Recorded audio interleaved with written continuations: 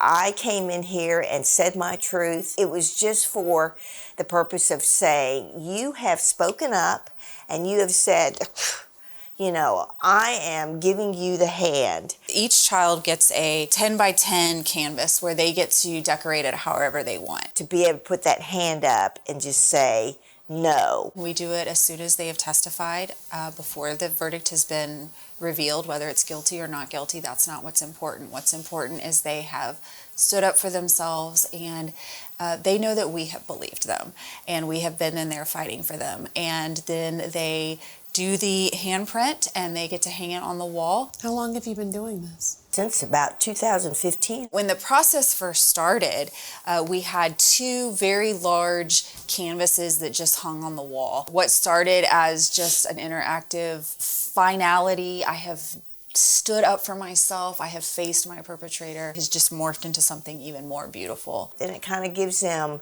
an empowerment, gives them a sense of, I took things under my control. I tried one case one time where when I asked the little boy originally about what had happened to him, he immediately crawled under the chair in a fetal position. And I did my witness interview with him while he was in the fetal position under the chair, and I was crouched down on the floor next to him. And when he testified, he was very quiet. All of our interactions with him was a child that was very reserved, very scared. When he walked out of the courtroom, he saw his uncle, who was his guardian, and he ran down the hallway screaming, "I did it, Uncle Mike. I did it, Uncle Mike." We see a freedom from them. We see that they have stood up to their abuser. They just want to be heard and actually have someone listen. Can you guys read some of the messages that the children wrote? Well, this one is, don't be scared to speak the truth, which I think is amazing. You know, it's scary to say something when somebody else is saying you're lying. We start the year with none, and as the year progresses, it displayed on a wall in our Crimes Against Children division. Once the year is over, we move it off of the display wall to other parts of our section, and then also we share some with the Children's Assessment Center. This job, while it's probably the most difficult spot in the office, it is also 100% the most rewarding spot in the office, because kids are honest and wonderful and often not heard until you give them a voice. a kid never should have to go through that.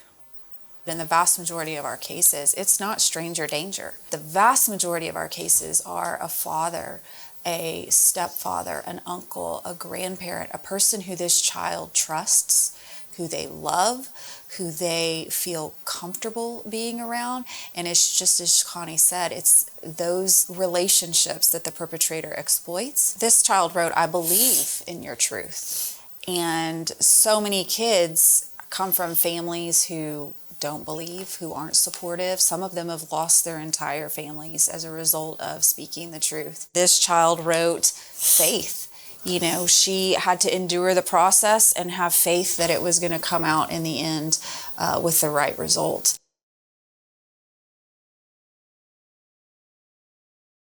Telling someone that you trust, and there are people that you can tell, is what you need to do, because at the end of the day, that person who harmed you needs to be held responsible. We can tell kids over and over again that it's not their fault, but you know, that's just a platitude almost.